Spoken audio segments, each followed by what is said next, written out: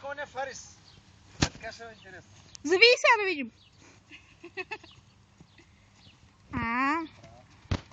Това е. Манежен давай.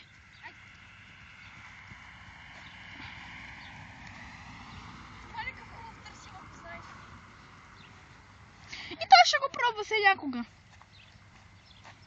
Браво, Иве. Гордея с тебе. Виж, снимай залезата, ще виж какъв залез красив. Гледай, още нататък иди. Малай, какъв красив залез. Ташо? Да? Е само в тая такова.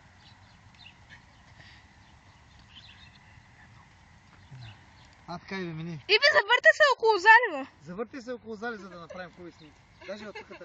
Аз правя видеоклип. Идеал. Айде, тръси го малко.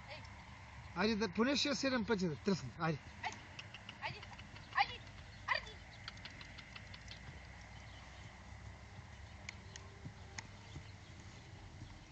Браво, браво.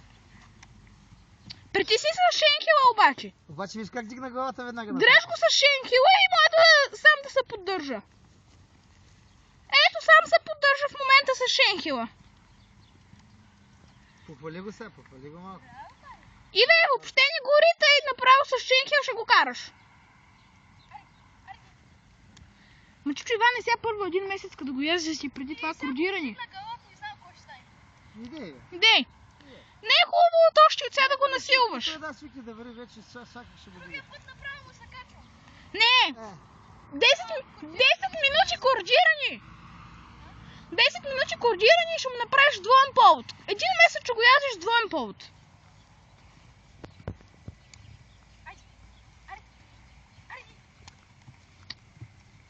Ето, притисна шенхела и виж. Сам се поддържа в момента.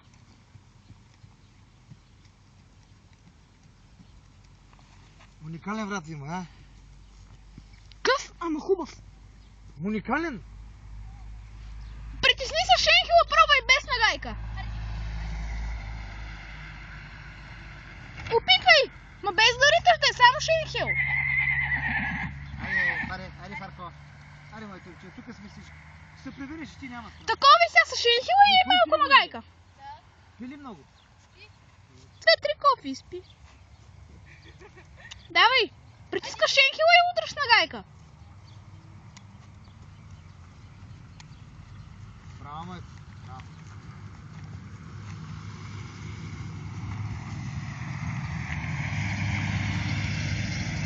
Шенхел!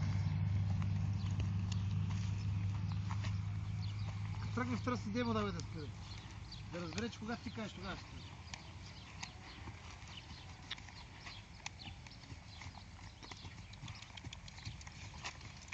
Въртне го сля в полът обратно да тръгне малко да се повърти. Браво, майко. Похвали го сега. Айде, Фарко. Айде как? Айде, браво.